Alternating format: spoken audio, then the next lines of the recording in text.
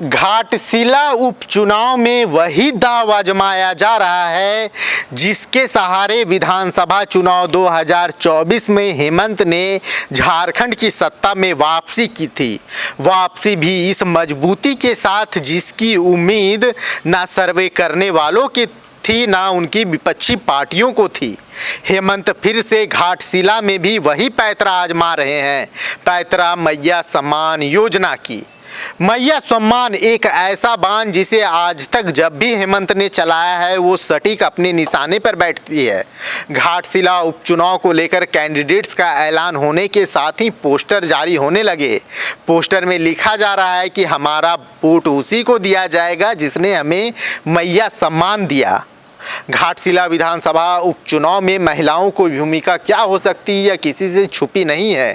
रामदास सोरेन के निधन के बाद खाली हुई इस सीट पर दो उम्मीदवार जो प्रमुख खड़े हैं वो हैं बाबूलाल सोरेन और सोमेश सोरेन। इसके साथ ही जयराम की चर्चा है। जयराम ने अभी पत्ते नहीं खोले हैं लेकिन उम्मीद जताई जा रही है कि सूर्य हांसदा जिनका पुलिस की तरफ से एनकाउंटर किया गया था उनकी पत्नी को चुनावी मैदान में उतारा जाएगा। लेकिन हेमंत का ये मैया सम्मान वाला दांव कितना सटीक बैठेगा इसे जानने के लिए हमारी इस रिपोर्ट को देखिए, उसके बाद फिर से हम लोग चर्चा करेंगे। जो योजना झारखंड में हेमंत सरकार को जीत दिलाने में मील का पत्थर साबित हुई, अब फिर एक बार से झारखंड में उसका सहारा लिया जा रहा है। घाटशिला उपचुनाव के लिए जेएमएम ने अपने उम्मीदवार को उतारने के साथ साथ मैया सम्मान योजना का प्रचार प्रसार भी शुरू कर दिया है। पार्टी की ओर से एक पोस्टर जारी किया गया है जिसमें दिवंगत रामदास सोरेन और सोमेश सोरेन को दिखाया गया है। अब राज्य की राजनीति एक बार फिर मैया सम्मान योजना के इर्द गिर्द आ गई है।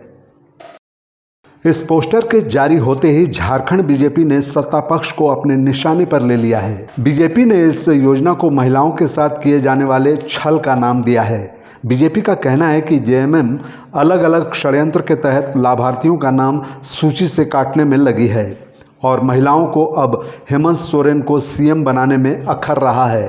दुहाई दी जा रही है, कैसे आप देखते हैं? इस प्रदेश में सरकार की इकलौता उपलब्धि है वो मैया सम्मान योजना। ये किस सम्मान की बात करते हैं? इस प्रदेश की जब से हेमंत सोरेन जी की सरकार बनी है, इस प्रदेश में 8000 से अधिक महिलाओं के साथ दुष्कर्म की घटना घटी है। आप कल परसों की घटना देखिए, रांची राजधानी के अंदर में आप एक नाबालिग बच्ची के साथ में दुष्कर्म की घटना घटती है और ऐसी कई घटनाएं आप पूरे प्रदेश भर में देखने को मिलेगी।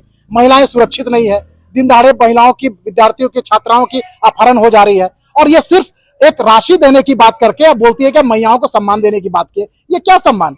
5 महीने से मैयाओं के खाते में पैसा नहीं गई है। आज वो माता बहनें अफसोस व्यक्त कर रही है कि हम किस सरकार को मुख्यमंत्री पद में बैठाने का काम किए हैं, किस सरकार को इस प्रदेश से बैठाने का काम किया है। आज इस सरकार को अगर हटाने को लेकर अगर संकल्पित है तो राज्य की महिला माता बहनें, और आप देखिएगा इसका उदाहरण देखने को मिलेगा घाटशिला उपचुनाव में। और घाटशिला उपचुनाव में महिलाएं हो, माता बहनें वो प्रण बना चुकी है कि जिस सरकार ने हमको झूठे वादे करके सत्ता में बैठने का काम किए, झूठे वादे करके, बड़े बड़े वादे करके हमारे वोट लेने का काम किए, उस सरकार को कान पकड़ के सत्ता से नीचे उतारने का काम इस प्रदेश की महिलाएं करने का काम करेगी, जिसका उदाहरण घाटशिला के महिलाओं ने मन बना लिया है कि उसके प्रत्याशी को हराने का काम करेगी। बीजेपी के आरोपों के बाद से जेएमएम और कांग्रेस दोनों ने बीजेपी को करारा जवाब दिया है। जेएमएम ने मैया सम्मान योजना को सीएम हेमंत सोरेन की पारदर्शी सोच का नतीजा बताया है, जबकि कांग्रेस का कहना है कि बीजेपी का इस योजना के साथ असहज होना लाजमी है। राशि नहीं आई है, छात्र बेरोजगार। देखिए, मैया सम्मान योजना की जो राशि है वो बजट में आवंटित हो चुकी है और जितने लोग उसके लाभार्थी हैं उसको वो राशि मिल रही है। खटाखट पैसे आ रहे हैं अकाउंट में सम्मान के लिए मैयाओं की। तो भारतीय जनता पार्टी के पास, मैंने कहा ना, कोई विषय ही नहीं बचा है। अभी मैया सम्मान, चुनाव का समय आ रहा है, फिर से ये मैया सम्मान का विरोध कर रहे हैं। 2500 रुपए माताओं बहनों के खाते में जा रहे हैं, इनको वो बर्दाश्त नहीं हो रहा है।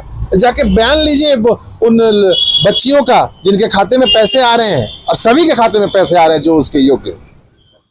गया है कि एक बार पुनः स्वर्गीय रामदास सोरेन के पुत्र सोमेश सोरेन आ रहे हैं और उसमें जिक्र किया गया कि किस प्रकार से मैया सम्मान योजना की राशि प्रदान की जा रही है।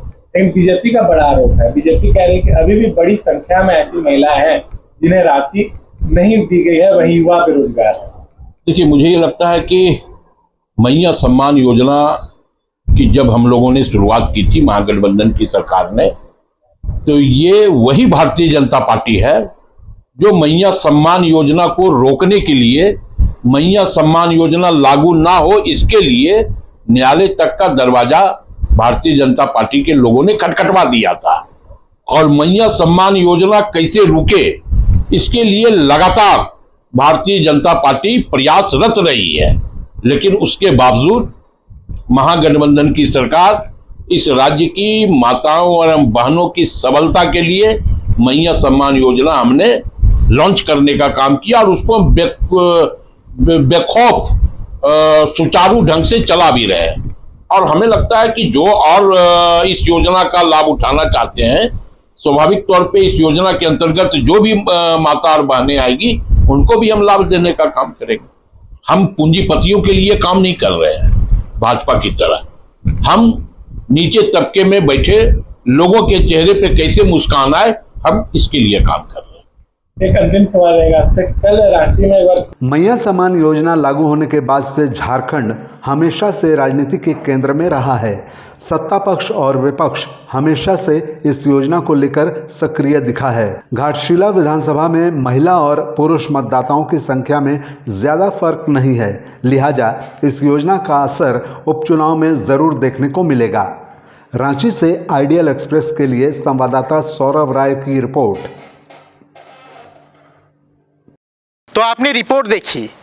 अब हमारे साथी गौरव हैं। गौरव हमारे साथ जुड़े हैं। गौरव से हम बात करेंगे और जानने की कोशिश करेंगे कि मैया सम्मान का दाव और जयराम का फैक्टर घाटशिला विधानसभा उपचुनाव में कितना इम्पैक्ट डालेगा। गौरव, देखिए समीर, फिर से वही पैतरा आजमाया जा रहा है जिसने कि पिछले चुनाव में सिर पे ताज सजवाया हेमंत सोरेन के। इस बार भी मैया सम्मान योजना को भुनाने के लिए फिर से जो पैतरे हैं आजमाए जा रहे हैं। जेएमएम पार्टी की तरफ से एक पोस्टर जारी किया गया है जिसमें गुरुजी दिख रहे हैं, हेमंत सोरेन दिख रहे हैं, कल्पना सोरेन दिख रही है, दिवंगत रामदास सोरेन जी दिख रहे हैं और सोमेश सोरेन भी दिख रहे हैं। इसमें प्रिटेंड इस तरीके से करवाया जा रहा है, इसमें ऐसा पोर्ट्रेट करवाया जा रहा है कि जेएमएम सरकार मतलब समग्र विकास के अपने इस फैक्टर को वो साथ लेके चलती है और उसमें मैयाओं की एक विशेष रूप से हितैषी है हेमंत सरकार। मैया सम्मान योजना अगर आप देखेंगे फिर इसको क्यों ये पैतरा अभी पिटारा खोला जा रहा है इस बार, तो घाटशिला में जो चुनाव का रेशियो है, मेल फीमेल रेशियो, वो बहुत कम है। जो डिफरेंस है मेल और फीमेल वोटर्स के आपस का, वो कुछ हज़ार में है और वो ऐसे हज़ार में है कि वो एक बूथ में ही मैनेज हो सकता है। एक बूथ में उससे ज़्यादा मतलब रहते हैं वोटर्स। इस बात को समझा जा रहा है और इस बात को अगर एक नज़रिए से और देखें तो JLKM भी इस बात को समझ रही है। इसीलिए वहाँ पर एक महिला मतदाता को, माफ़ करेंगे, महिला उम्मीदवार को फील्डिंग सेट की जा रही है, महिला उम्मीदवार को चुनाव मैदान में उतारा जा रहा है। इन सब के अगेंस्ट अब आ जा रही है बीजेपी के पास इस बार दिखाने को कुछ नया नहीं है। वहाँ पर ज़्यादा से ज़्यादा एक मुद्दा जो वो लेके उठ रहा है वो ये है कि सूर्य हांसदा के लिए उन्होंने आवाज़ उठाया था, लेकिन जब सूर्य हांसदा की पत्नी ही चुनावी मैदान में आ जाएंगी तब तो ये मैटर कट जा रहा है। इनका फैक्टर पूरी तरीके से ये फिर न्यूट्रल हो जा रहे हैं। ये पॉजिटिव नेगेटिव कुछ नहीं रह रहा है। अगर सूर्य हांसदा वाला मैटर, अगर ये कानून व्यवस्था फिर ऐसा कुछ उठाने जाते हैं वहाँ पे, तो फिर एक मैटर सूर्य हांसदा वाला ये लोग ज़रूर टच करेंगे और उसमें फिर सूर्य हांसदा की पत्नी खुद आ जा रही है चुनावी मैदान में। लेकिन इसमें एक फैक्टर ये हो जा रहा है कि जो मतलब मेन आदिवासी बहुल ये क्षेत्र है, तो क्या जो एक तरह से खबरें जो ये भी आई थी कि सूर्य हांसदा का जो इनकाउंटर हुआ था उससे आदिवासी समाज नाराज था जी, तो कहीं ना कहीं कि इस बार जो वोट कटेंगे, जो वोट जो काटेंगे, जैसे देखिए बीजेपी का एक कोर वोटर तो है वहाँ पे, बिल्कुल। जो 75-76 हज़ार वोट हमेशा बीजेपी कैंडिडेट्स को वहाँ से मिले हैं जी। तो जो पिछली बार भी हार जीत का मार्जिन 22,000 के अराउंड रहा था। तो क्या अगर सूर्य हांसदा की पत्नी चुनावी मैदान में आती है तो कहीं से आपको ऐसा लग रहा है बीजेपी को फायदा हो, जो आदिवासी वोट अगर कट सकते तो ये कोई समीकरण बैठ सकता है क्या? देखिए, इसको हम लोग पूरी तरीके से मान नहीं सकते और चूंकि राजनीति संभावनाओं का खेल है तो इनकारा भी नहीं जा सकता, लेकिन ये मानने लायक भी फैक्टर नहीं है। फैक्टर यहाँ पे ये बैठेगा कि सूर्य हांसदा रहने वाले थे गोड्डा के, उनका एनकाउंटर हुआ गोड्डा में, गिरफ्तारी हुई थी देवघर से, उन पर जितने भी मामले चले सब संथाल के जिलों में चले, लेकिन ये चुनाव हो रहा है कोल्हान में। फ़र्क होता है। आदिवासियों का सेंटिमेंट एक तरफ, लेकिन एक जो फैक्टर होता है कि संथाल के फैक्टर्स कुछ और है, संथाल के मुद्दे कुछ और है और यहाँ के कोल्हान के मुद्दे कुछ और है। मैं अगर एक बात आपको कहूँ कि कितने ऐसे घाटशिला के वोटर्स हैं जिन्हें जानकारी होगी कि सूर्य हांसदा कौन है, या फिर सूर्य हांसदा क्या। घाटशिला आप जानते हैं कि एक ग्रामीण क्षेत्र है। ग्रामीण क्षेत्र में जो सूचना का प्रसार है वो उतनी मजबूती से और उतनी तेज़ी से नहीं हो पाता जितना शहरी क्षेत्रों में होता है। इसका एक चीज़ मुझे लगता है कि अगर घर घर जाके प्रचार करना शुरू करे JLKM तो शायद कोई संभावना बैठती है। फिर उन्हें समझाना पड़ेगा कि सूर्य हांसदा ये थे, इनके साथ ऐसा हुआ, ये उनकी विधवा है, इन्हें हम चुनाव में खड़ा कर रहे हैं JLKM की तरफ से, आप JLKM को सपोर्ट करें।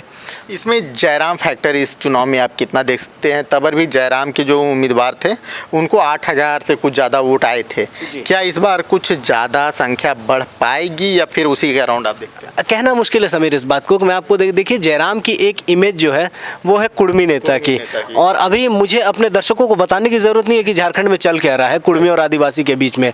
जिस सीट पे ये चुनाव हो रहा है वो आदिवासी सीट है। अब भले ही आदिवासी उम्मीदवार को उतार दे रहे हैं जयराम, लेकिन ये संदेश ऐसा ही जा रहा है कि एक कुर्मी आदिवासी का मुखौटा पहन के खुद चुनावी मैदान में उतर रहा है। तो पिछले बार वो कुछ खास प्रभावी नहीं रहते, 8,000 वोट 10,000 का ही मार्क उन्होंने पार नहीं किया था। मुझे नहीं लगता है कि जयराम महतो भी इस बार भी कोई ऐसा फैक्टर बनने वाला है। सबसे इम्पोर्टेंट फैक्टर जो इस चुनाव में दिखेगा वो है स्वर्गीय रामदास सोरेन के निधन का सिंपैथी वोट। क्या इस आंधी में बीजेपी और JLKM पूरी तरीके से उड़ जाएगी? माफ़ करेंगे, दिवंगत रामदास सोरेन जी अपना जलवा दिखा चुके हैं पिछले चुनाव में। 22,000 से अधिक वोट से, 22,400 कुछ वोटों से उन्होंने हराया था। इतना बड़ा मार्जिन, अपनी तूती बुलवा दी थी उन्होंने घाटशिला में, और दोबारा वहीं पे चुनाव होने जा रहा है जो कि अभी साल भर भी नहीं बीता है विधानसभा चुनाव को। तो जाहिर सी बात है कि सोमेश सोरेन के लिए कम से कम 40 से 50% रास्ता तो मुझे लगता है कि रामदास सोरेन की लेगेसी ने आसान कर दिया है।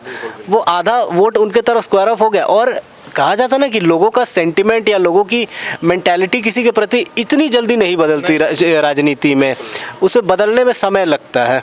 तो मुझे लगता है कि कहीं ना कहीं सोमेश सोरेन को एक लेवरेज मिला हुआ है। वो अपने पिता की लेगेसी को लेकर 3-4 पॉइंट तो मुझे लगता है ऊपर चल रहे हैं बीजेपी से। घाटशिला में जंग बहुत दिलचस्प है।